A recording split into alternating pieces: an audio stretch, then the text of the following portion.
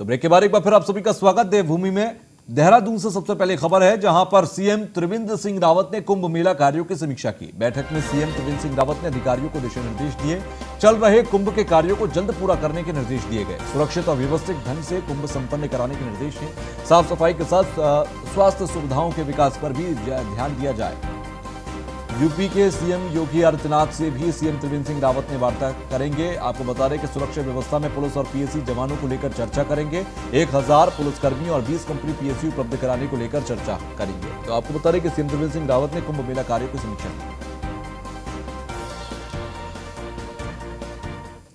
तो वहीं सीएम त्रिवेंद्र सिंह रावत की अध्यक्षता में बैठक हुई। कैबिनेट की बैठक में आए 7 प्रस्ताव, 7 प्रस्तावों पर सहमति के बाद लगी मुहर। सीएम घसियारी कल्याण योजना पर लगी मुहर। संस्कृत शिक्षा विभाग के 57 शिक्षकों को 155 शिक्षकों में समायोजित। वन भूमि पर दी गई लीज, साथ ही नवीनीकरण और नई लीज को मंजूरी दी गई है। उत्तराखंड पुलिस दूरसंचार अधीनस्थ सेवा नियमावली 2021 को संशोधन में कोई संशोधन नहीं है। 10 साल की गई। उत्तराखंड राज्य कृषि उपज और पशुधन विपणन प्रोत्साहन और सुविधा अधिनियम 2020 की धारा 87 में संशोधन। कोविड-19 के उपचार हेतु डेडिकेटेड 600 बेड के अस्पताल पर मुहर लगी है। 50 आईसीयू बेड में सम्मिलित होने के संबंध में निर्णय लिया गया। तो सीएम त्रिवेंद्र की अध्यक्षता में यह बैठक हुई, कैबिनेट बैठक, और उसमें कई फैसले लिए गए। 7 प्रस्तावों पर सहमति के बाद मुहर लग सकी है।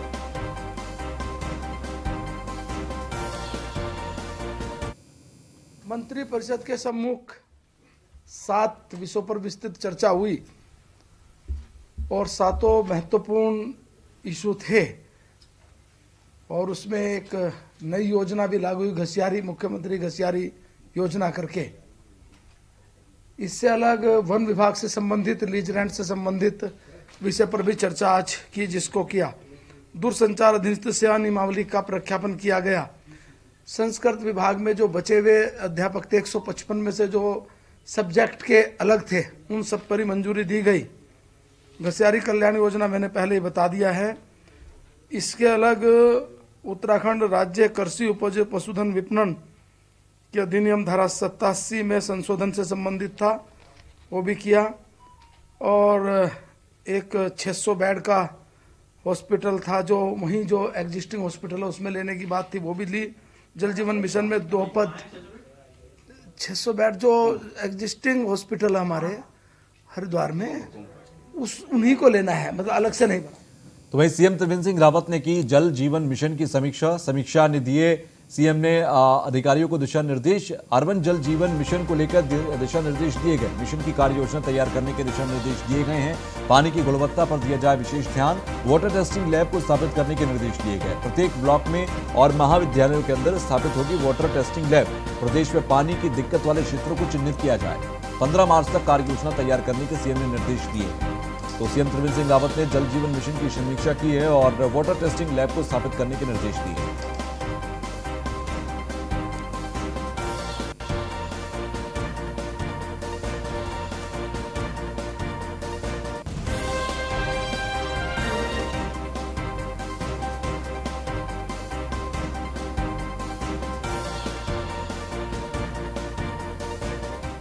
तो सीएम त्रिवेंद्र सिंह रावत ने दी अल्मोड़ा को नई सौगात। विकास योजनाओं का लोकार्पण और शिलान्यास किया। वर्चुअल माध्यम से कार्यक्रम में शामिल हुए सीएम 38.44 करोड़ की योजनाओं का भी तोहफा दिया। तो वहीं 35 करोड़ 16 लाख की योजनाओं का लोकार्पण किया और 3 करोड़ 31 लाख की योजनाओं का शिलान्यास किया। सल्ट विधानसभा के लोगों को सीएम त्रिवेंद्र सिंह की तरफ से तोहफा दिया गया। तो सीएम त्रिवेंद्र सिंह रावत ने अल्मोड़ा को नई सौगात दी है। देहरादून से यह खबर।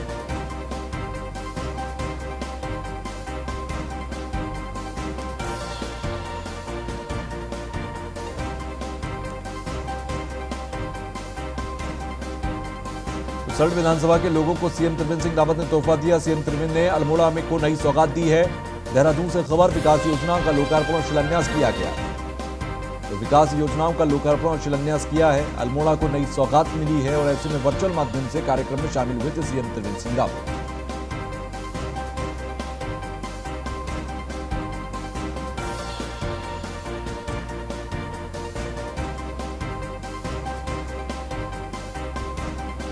तो 3 करोड़ 31 लाख की योजनाओं का शिलान्यास किया गया है।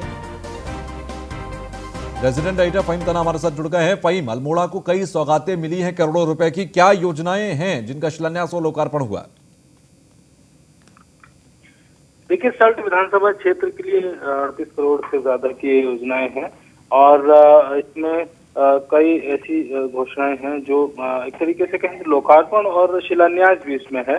तो ये विकास की योजना है विधानसभा क्षेत्र की और इसमें जो कुछ घोषणाएं भी की हैं, जैसे 14 घोषणाएं की हैं मुख्यमंत्री ने, ये काफी महत्वपूर्ण है। इसमें मरचूला को पर्यटन की दृष्टि से विकसित करने के लिए प्रत्येक वर्ष पर्यटन विभाग के सहयोग से स्वर्गीय सुरेंद्र सिंह जीना की स्मृति में एक एडवेंचर मीट का आयोजन किया जाएगा। राजकीय स्नातकोत्तर महाविद्यालय मानीला कुणीधार का नाम सुरेंद्र सिंह जीना के नाम पर रखने और उनकी मूर्ति का स्मारक का निर्माण करने और इसके अलावा कई योजनाओं की घोषणा की है मुख्यमंत्री ने और जिनका लोकार्पण शिलान्यास हुआ है वो पिछले दिनों जब विधायक सुरेंद्र सिंह जीना के जीवित रहते ही कई योजना शुरू हुई थी वो अब पूरी हुई है, उनका लोकार्पण किया है। और कई जो योजनाएं आपको ध्यान होगा तुषार के कुछ दिन पहले जब सल्ट में स्वर्गीय विधायक सुरेंद्र सिंह जीना की एक श्रद्धांजलि सभा का आयोजन किया गया था तो वहां भी मुख्यमंत्री ने घोषणाएं की थी, उन योजनाओं का शिलान्यास किया है। इस तरीके से कहें तो जो रुकी हुई थी यानी विधायक के जीवित रहते योजनाएं शुरू की गई थी उनका लोकार्पण हुआ है और जो सीएम ने घोषणा की थी उनका शिलान्यास हुआ और आगे कुछ 14 घोषणाएं और की हैं जो इस साल पूरी होनी है। सल्ट विधानसभा क्षेत्र के समुचित विकास के जो मुख्यमंत्री ने एक संकल्प व्यक्त किया था उसके मद्देनजर ये काफी महत्वपूर्ण घोषणाएं लोकार्पण और शिलान्यास है। जी तुषार। ठीक है, चलिए बहुत बहुत शुक्रिया हमसे जुड़ने के लिए।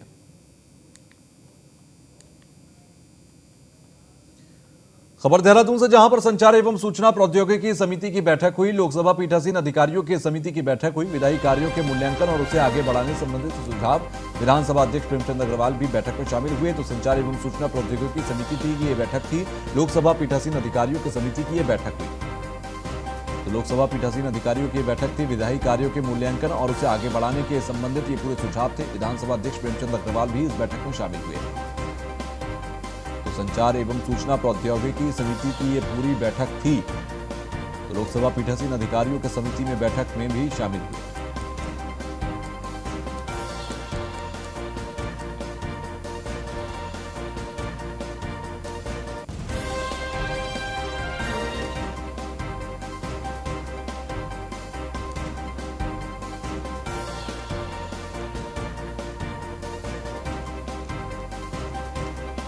तो लोकसभा पीठासीन अधिकारी भी शामिल, फिलहाल विधानसभा अध्यक्ष प्रेमचंद अग्रवाल भी इसमें शामिल हुए और पूरी आज बैठक की गई है। संचार एवं सूचना प्रौद्योगिकी समिति की यह बैठक थी। देहरादून में इस बैठक को किया गया।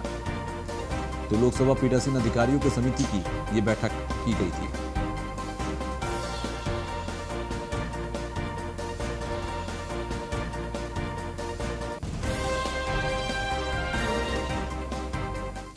खबर देहरादून से है, जहां पर गैरसैंण विकास परिषद की समीक्षा बैठक हुई। स्पीकर प्रेमचंद अग्रवाल ने बैठक की। पिछली बैठक में 71 विकास कार्यों को मंजूरी मिली थी। 64 योजनाएं पूरी हुई और 7 योजनाओं के लिए फंड जारी हुआ। स्पीकर ने योजनाओं को जल्द पूरा करने के निर्देश दिए हैं। तो बैठक में कई विभागों के अधिकारी मौजूद रहे। तो पिछली बैठक में 71 विकास कार्यों को मंजूरी मिली थी। 64 योजनाएं पूरी हुई हैं और 7 योजनाओं के लिए फंड जारी किया गया।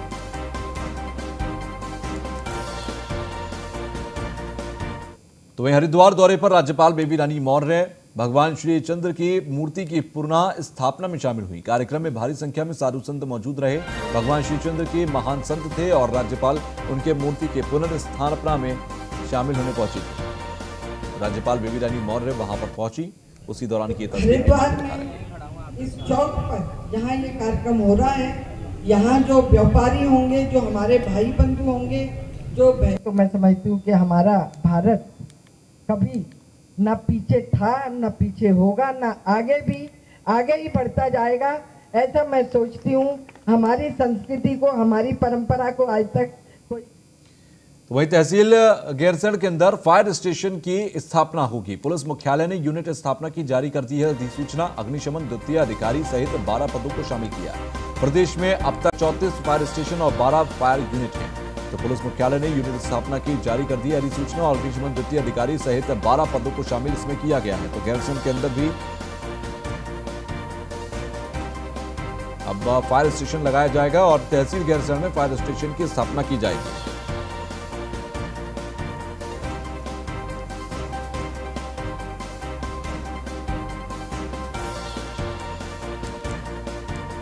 अग्निशमन द्वितीय के 12 पदों को यहां पर अनुमति दी गई है। प्रदेश में अब तक 34 फायर स्टेशन और 12 फायर यूनिट की अनुमति मिली है। तहसील गैरसैंण के अंदर फायर स्टेशन की स्थापना की जाएगी।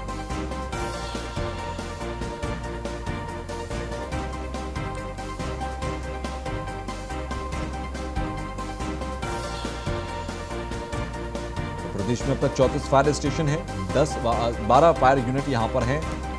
ऐसे में तहसील गैरसैंण के अंदर भी फायर स्टेशन की स्थापना की जाएगी। देहरादून से खबर, एनएसयूआई का नौकरी दो या डिग्री वापस लो के तहत प्रदर्शन कल। उत्तराखंड कांग्रेस के प्रदेश प्रभारी देवेंद्र यादव होंगे प्रदर्शन में शामिल। बेरोजगारी के मुद्दे पर सरकार के खिलाफ कांग्रेस का प्रदर्शन होगा कल। सुबह 12 बजे मुख्यमंत्री के आवास का घेराव कर कार्यक्रम किया जाएगा। शुक्रवार शाम को युवा कांग्रेस करेगी संगम कार्यक्रम का आयोजन। कांग्रेस प्रभारी 27 फरवरी को देहरादून से हरिद्वार रवाना होंगे। सुबह 12 बजे मुख्यमंत्री के आवास का घेराव का कार्यक्रम होगा। शुक्रवार शाम को युवा कांग्रेस करेगी संगम कार्यक्रम का आयोजन। सुबह 12 बजे मुख्यमंत्री के आवास का घेराव का कार्यक्रम भी किया जाएगा। तो एनएसयूआई का नौकरी दो या डिग्री वापस लो के तहत प्रदर्शन कल होगा। सुबह 11 बजे यह कार्यक्रम होगा। उत्तराखंड कांग्रेस के प्रदेश प्रभारी शामिल होंगे। बेरोजगारी के मुद्दे पर सरकार के खिलाफ कांग्रेस का प्रदर्शन कल किया जाएगा। सुबह 12 बजे मुख्यमंत्री के आवास का घेराव कर कार्यक्रम किया जाएगा।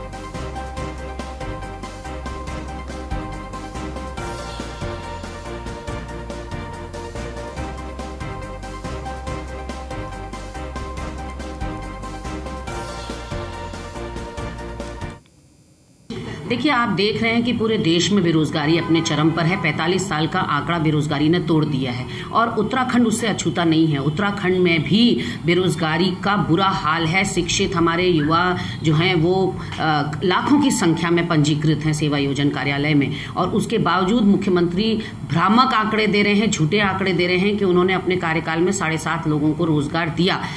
आज एनएसयूआई के कार्यकर्ताओं ने आह्वान किया है सभी अपने युवा साथियों का कि नौकरी दो या डिग्री वापस लो। इस कार्यक्रम के अंतर्गत हमारे प्रदेश प्रभारी उत्तराखंड के देवेंद्र यादव जी भी यहां पर आएंगे। कल इस कार्यक्रम में सम्मिलित होंगे। कांग्रेस मुख्यालय से भारी संख्या में कांग्रेस जन मुख्यमंत्री आवास कूच करेंगे और इस नारे को बुलंद करेंगे कि नौकरी दो या डिग्री वापस। तो इसी के साथ फिलहाल के लिए देवभूमि में बस इतना ही। आगे भी खबरों का सिलसिला जारी रहेगा। देखते रहिए न्यूज़ 1 इंडिया। नमस्कार।